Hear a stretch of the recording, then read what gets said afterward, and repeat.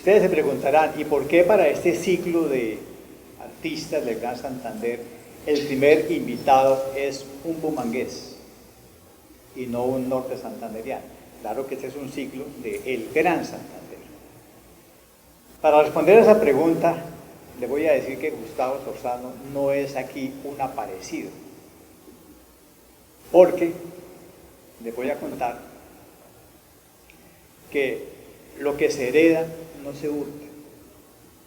Y el abuelo paterno de Gustavo, que se llamó en vida Francisco Sorzano González, fue el primer gobernador del departamento de Cúcuta en 1908 y 9, que fue el experimento del presidente Rafael Reyes, que hizo que su sucesor, porque él abandonó el cargo, Ramón González Valencia, lo usara como fundamento jurisdiccional para crear, a partir del 20 de julio de 1910, el departamento del norte de Santander. El abuelo de este señor fue el primer gobernador del departamento de Cúcuta. Y por si fuera poco, en 1922, durante la administración de Pedronel Ospina, regresó como gobernador del norte de Santander. Así que no tiene nada de aparecido este señor. En segundo lugar, porque dentro de la constelación de artistas del siglo XX en el Gran Santander, es quizás el más innovador. Y se le considera la proa del movimiento de arte conceptual, para la cual vamos a hablar con él sobre eso. Gustavo Sorzano Bautista, porque tuvo madre, es hijo de Gustavo Sorzano, el fundador de la primera radiodifusora que tuvo Bucaramanga, Radio Bucaramanga. Y es un hombre afortunado desde que nació. Mientras yo jugaba Vuelta a Colombia con tapitas de cerveza rellenadas con cáscara de naranja, él desde los 7 años iba todos los años a Miami a ver museos de ciencia y tecnología. Mientras yo jugaba trompitos con una cabullita, él tenía en su habitación para él solito una radiola Telefunken. Él tuvo todo en la vida y por lo tanto lo mandaron a estudiar a los Estados Unidos. Y en los Estados Unidos terminó, por obra y gracia de la Revolución Cubana, que hizo que los norteamericanos amaran a los latinoamericanos, en Ítaca, en la Universidad de Cornell. Y se fue a estudiar arquitectura y artes. Y ahí empezó su vida de innovación. Gracias a su experiencia en Ítaca, regresó a Bucaramanga y en la UIS hizo el primer concierto nacional de música con sintetizadores.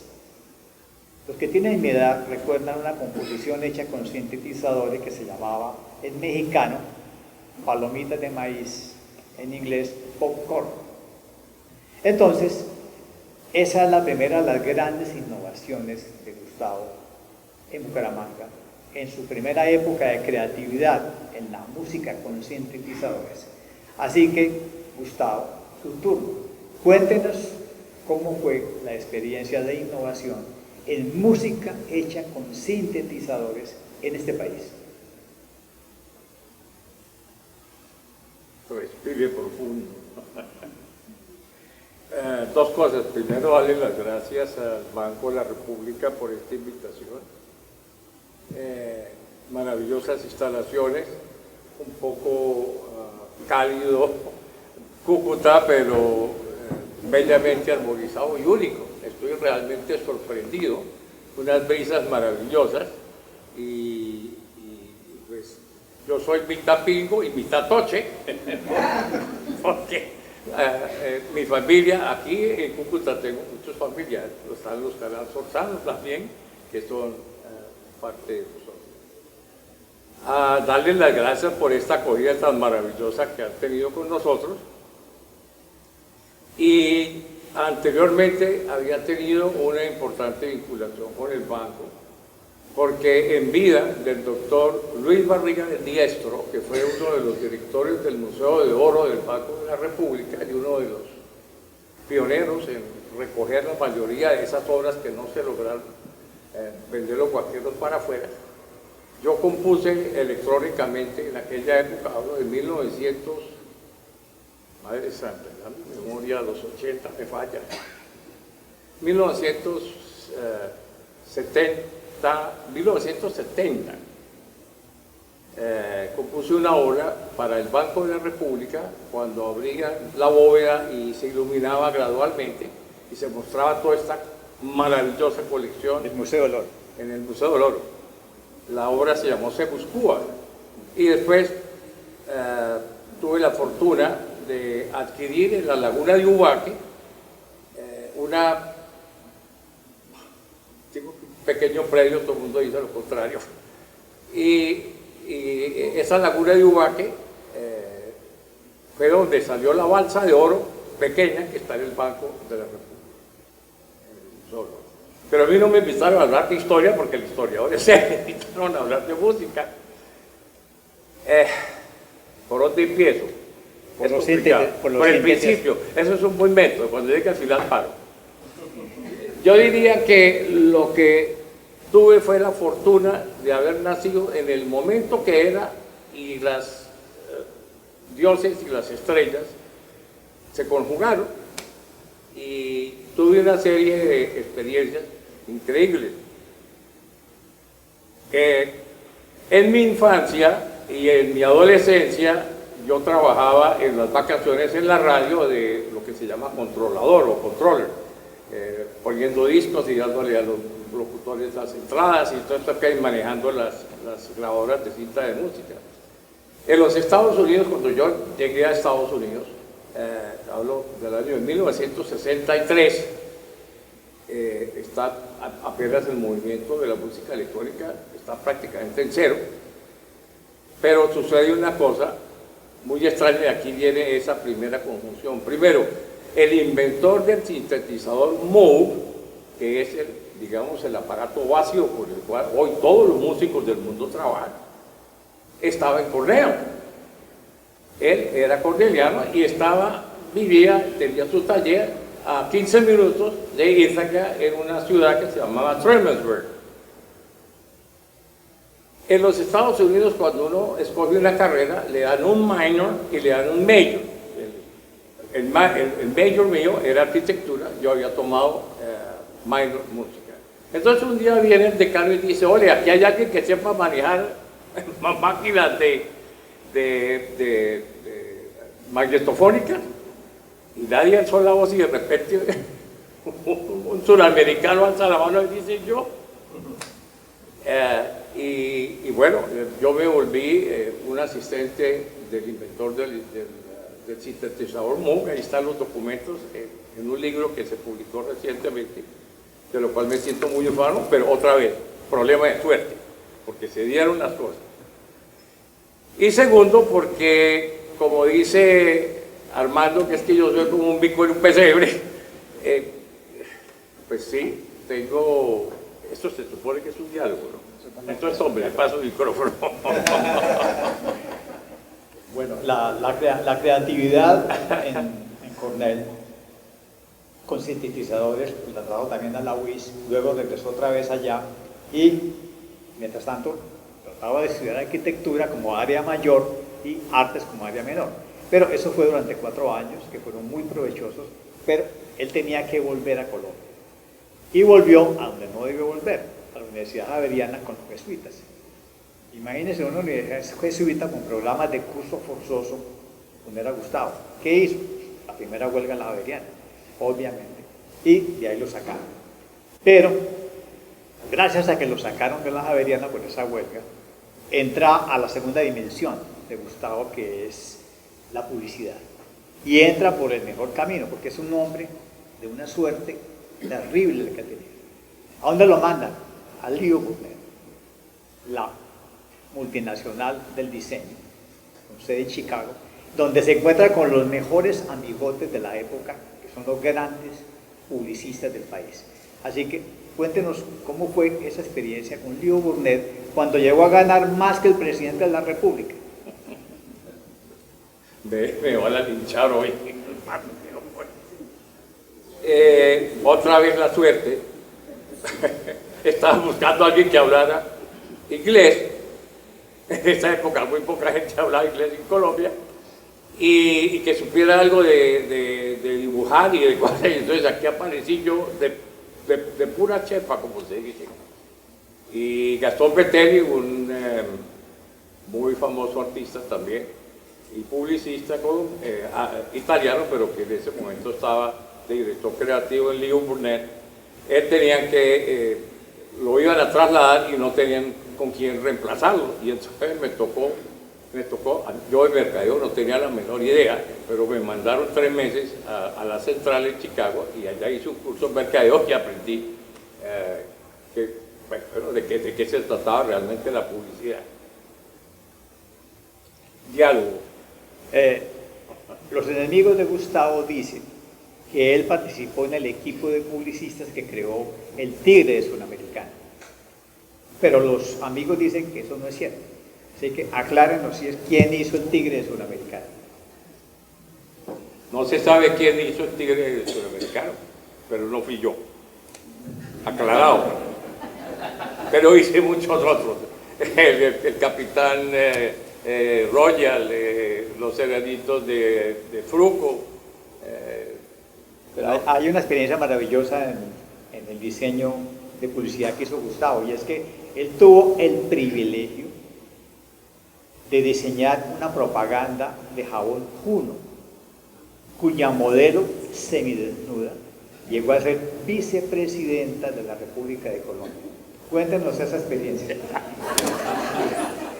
Santa Lucía no me lo va a perdonar. Usted, eso era el secreto. Esto no es para ventilar secretos. Muy bien, hay muchas compañías en Colombia que ustedes vieron las publicidades en los años 70 con Leo Burnett y nadie supo que era un bumangués el que estaba haciendo tantas diabluras y ganando tanto dinero. Pero entonces, a pesar de eso, de que, como él dice, se perrateó con la plata, estaba empezando a innovar en el arte. Estaba participando en los salones nacionales de arte. Y más o menos en la década de 1970 había 3 grupos de artistas en Colombia que hoy son los grandes artistas. El primer grupo eran aquellos que bendecía Marta Traba y que se volvieron en los grandes vendedores de las galerías de arte. Y son los grandes artistas del país, es decir, los serios. Y ahí teníamos una paisana, Beatriz González. En segundo lugar estaban aquellos del arte comprometido del Movir, muy bien representados por Clemencia Lucena, la gran enemiga de Gustavo.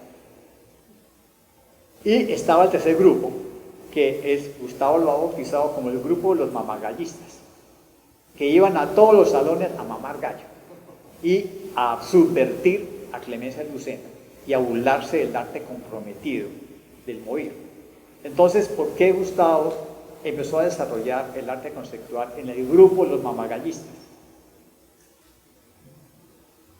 Bueno, la verdad es que yo desde la universidad ya lo venía desarrollando.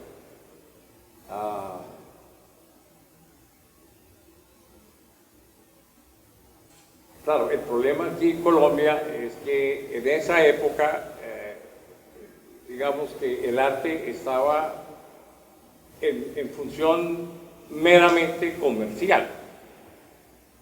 Y en el arte conceptual no es tan importante finalmente el producto final, sino un poco la idea y lo que se puede hacer con él. Entonces, digamos que la mayoría de las cosas que nosotros hacíamos pues no se podían vender porque eran cosas, o eran actividades, o eran happenings, o eran cosas para que la gente participara. Y a propósito, allá a la entrada hay una serie de materiales para que ustedes jueguen con ellos. pero si quieren que se las firme para que valga, pues yo se las firmo, porque lo que aparentemente vale es la firma. Entonces, que hagan ustedes sus matachos, traigan y yo se los firmo. Pero participen, porque es que el arte se volvió una cosa que es, pero no es. El concepto realmente, el primer hombre que fue capaz de, en una cueva de Altamira, sacar de su cabeza y hacer un trazado de unos búfalos, de unos uros, que eran los toros salvajes, pues hizo un proceso muy importante, que es que por primera vez el hombre fue capaz de, iconológicamente, sacar del cerebro eso y ponerlo ahí, y al hacer eso nos volvimos los seres humanos que somos. Los artistas, por eso, yo espero que haya aquí en esta reunión muchos artistas, tienen que sentirse, o diseñadores gráficos o arquitectos, tienen que sentirse muy ufanos, porque nosotros somos los que le dimos vida a hacer lo que es la cultura. Sin esos primeros hombres que hicieron esos trazos, que fueron capaces de idealizar, que fueron capaces de plasmar ahí mágicamente cosas que estaban en el cerebro y convertirlas en cosas físicas reales que pueden comunicar, pues nosotros somos dioses. Total, que yo me siento aquí en mis 80 años, que todo el mundo dice que no parezco que tengo 80 años, pero sí tengo 80 años, que vaya. Quisiera tener 45, pero ni modo. Bueno, una de las características de la primera época de la producción artística de Gustavo es lo que él bautizó momentos.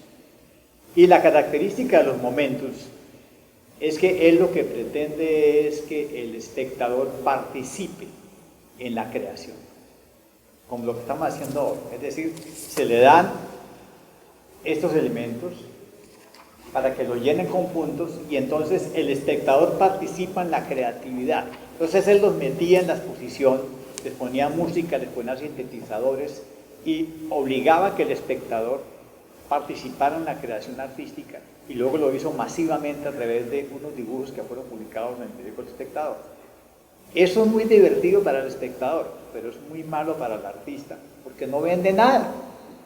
Es un arte efímero donde él no gana nada porque no vende nada. Todo se lo entrega al espectador, como lo que sucede hoy en día. Pero luego él comienza a mostrar las grandes figuras que lo van a perseguir en toda su producción artística. En Bucaramanga, en la Casona Neoclásica, en la carrera 15 con 36. Y esas figuras son básicamente la Mona Lisa de Leonardo, que lo van a ver hoy, lo tienen ahí y lo verán en todas partes, o sea, buena parte son las Mona Lisas, y el Marcel Duchamp. Entonces quiero que nos hable esas fijaciones en toda su obra plana, porque ahora hablemos de las cajas, que son las grandes figuras que se reconocen en toda la creación de Gustavo. Empecemos con su relación con Leonardo da Vinci.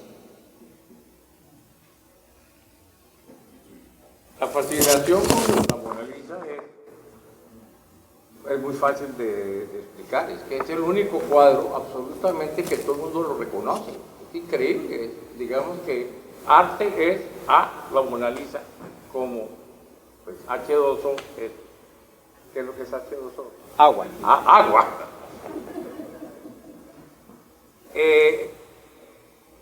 En los Estados Unidos, también en la época en que yo estaba estudiando,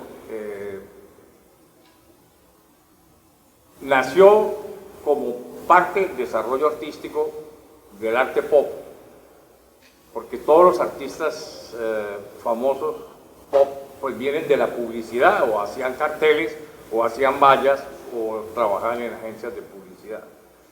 El más famoso y destacado pues es Andy Warhol. Yo lo que he hecho es juntar esos dos conceptos: la desacralización de la imagen por parte de Andy Warhol y usar la Mona Lisa de Leonardo, ese trazado que todo el mundo entiende, no importa cómo lo haga, todo el mundo sabe que esa es la Mona Lisa de Leonardo da Vinci. Esa cosa mágica que está igual allá plasmada, como lo dije al principio, en la cueva de Altamira.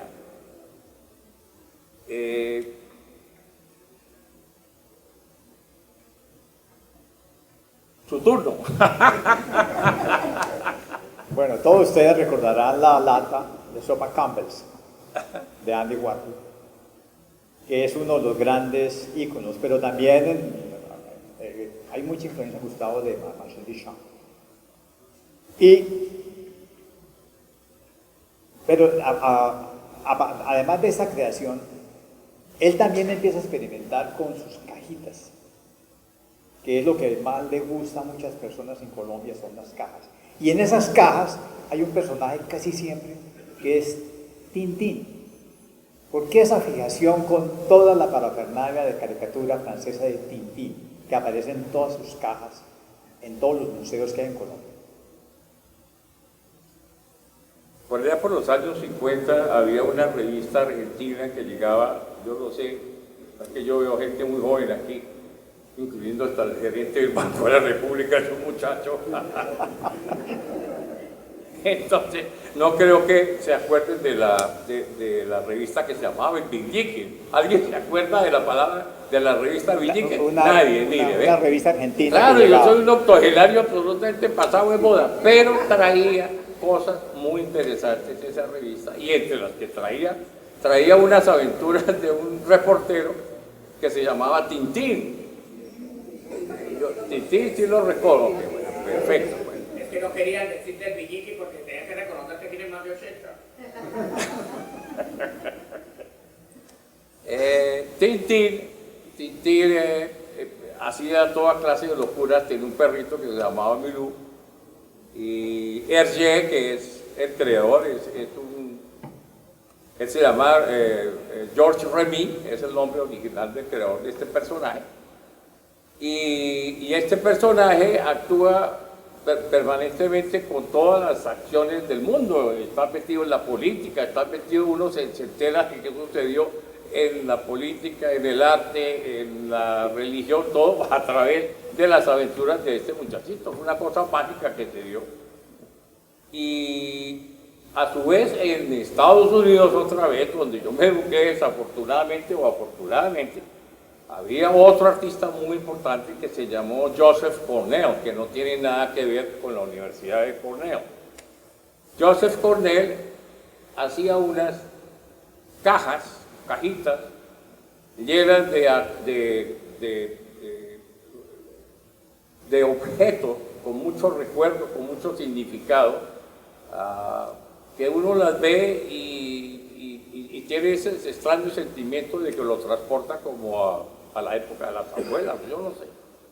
Entonces juntar esos dos conceptos también fue muy interesante, y está la serie de las cajas de Tintín. Como dato curioso, los cuentos de Tintín se realizaron durante la época de la Segunda Guerra Mundial, y entonces había escasez absoluta de todo, especialmente de papel. Por eso todos los libros de Tintín no tienen sino 62 páginas. Yo tengo en el proyecto que tengo que llegar a las 62 cajas. Vamos por la caja número 35, más o menos en este momento. Espero no morirme sin terminar las 62. De lo contrario, será otro de los cuentos interminables, como le pasó al arte alfa de Tintín, que nunca lo pudo terminar. Muy bien, los críticos iniciales de las exposiciones que se ha gustado, sobre todo en Medellín, fueron brutales contra él. Pero a medida que se fue acumulando su producción de este tipo, finalmente un crítico le inventó la caracterización y dijo: Gustavo inventó en Colombia el arte conceptual. Y cuando salió su libro sobre toda su obra, quedó contramarcado y remachado. Señores, tienen ante su vista al pionero del arte conceptual en Colombia, y no se las da.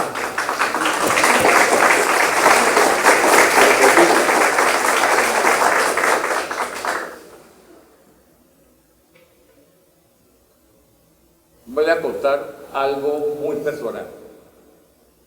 Yo fui un alma descarriada. ¿Qué tal sonó eso? Lo sigue siendo. Cuando tenía 35 años, resolví que tenía que hacer proceso psicoanalítico y me puse muy juiciosamente durante mucho tiempo, fueron 6 años, que eso es 3 veces a la semana, y me psicoanalicé con el maestro Guillermo Ballesteros, que en paz descanse. Yo no sé si después de que me psicoanalizó a mí, el pobre ya quedó muerto. Quedó difunto, 2 veces junto. Al terminar descubrí que yo me había pasado 40 años de mi vida con un vaso de whisky en la mano, hablando con pendejos que no tenía yo ninguna rapport de verdad con ellos. Y entonces fue cuando me fui a vivir a la laguna de Ubaque, allá donde estaba el cacique Pompón, y me dediqué a hacer labor social de verdad, no labor pendeja como la que hacía Lucena pintando bobadas. No, allá sí hicieron cosas. Hicimos acueductos veredales, ayudamos a los alcaldes de Choachí, de Ubaque y de Fomeque a hacer sus planes de desarrollo, toda esta cosa que se estaba haciendo. Hasta que el señor Romaña, que tan negras recuerdos nos trae, me sacó de allá y la vida se me complicó, entonces me tocó volverme a reintegrarme a la vida productiva, entre comillas, y se me acabó el bucólico, pero yo para dónde iba, me perdí. Algo salió en claro de tu psicoanálisis. Entre otras cosas, pues fueron tantos años de psicoanálisis que una vez Gustavo le dijo a su mamá, por culpa suya, me he gastado 6 años pagando psicoanálisis. Y ella, como buena señora bautista, le dijo, sacó la chequera y dijo, ¿cuánto es? Y le firmo. ¿A nombre de quién le hago el cheque? ¿A nombre de quién le hago el cheque? O sea, le pago el psicoanálisis, no me jodan. Ahora, la mamá de Gustavo es una señora legendaria en Bucaramanga, porque realmente ella fue la que manejó Radio Bucaramanga y todas sus empresas, Radio Géminis, todo eso. Sacó este niño, pues. Muy bien, como ya el tiempo avanza y ya Romaña lo sacó de la laguna de Ubaque, pues tuvo que volver con el ramo entre las piernas a Bucaramanga. Pero en Bucaramanga empezó a querer hacer una gran máquina de creatividad. ¿Cómo le fue con los bumangueses? Una sociedad tan tradicional, tan católica, tan goda, ¿cómo le fue tratando de innovar en Bucaramanga?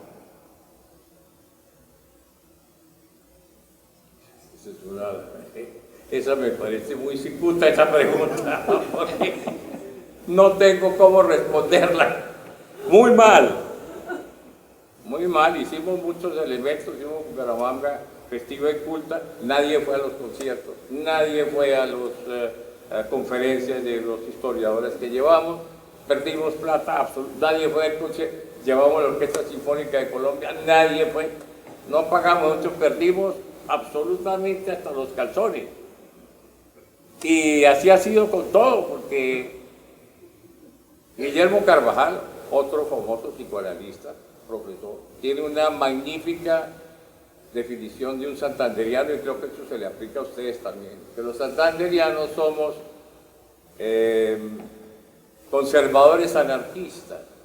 Es que no queremos que nada cambie y no estamos contentos con nada, pero creo que eso se aplica a todo Colombia. Ahora que lo pienso, y además con la última telenovela que estamos viendo en estos días, ni hablar de peluquín, ¿cómo se diría? Muy bien. Gustavo tiene 80 años y sigue siendo un hombre de ojos azules, buen mozo, de chaqueta rosada. ¡Me están echando los perros! Y con muchas ganas de hacer cosas. Así que invocamos a la Divina Providencia para que nos lo deje unos 2 décadas más, para que siga provocando y produciendo en Bucaramanga.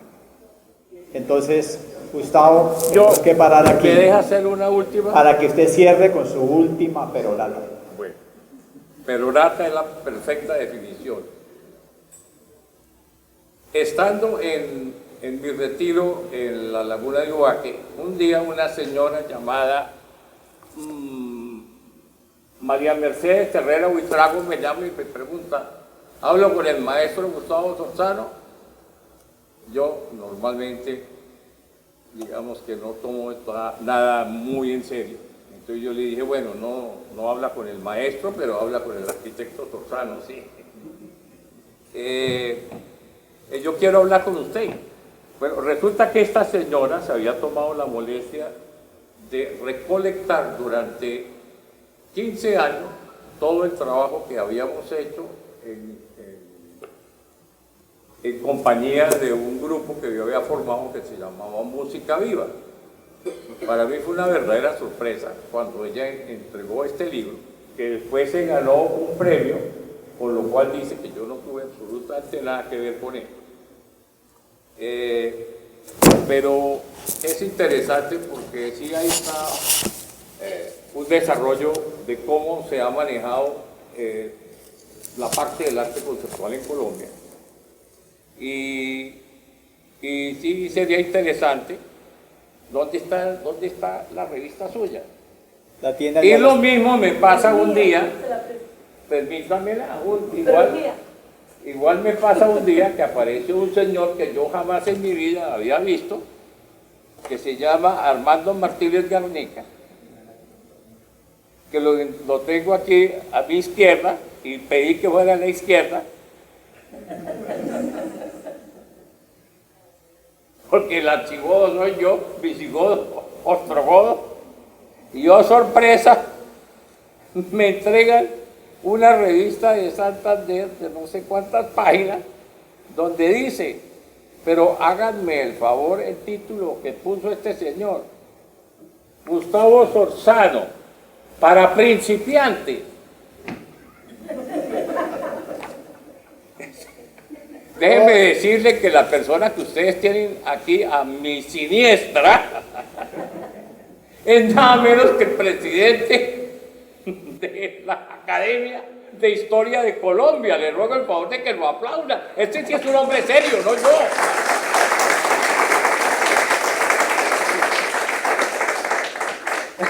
yo. Yo soy el payaso aquí del paseo. Este sí es un hombre serio. Total que, Armando, muchas gracias. Desde entonces nos volvimos el mejor, por eso decimos que es mi mejor nuevo amigo, porque nos conocemos hace 6 meses.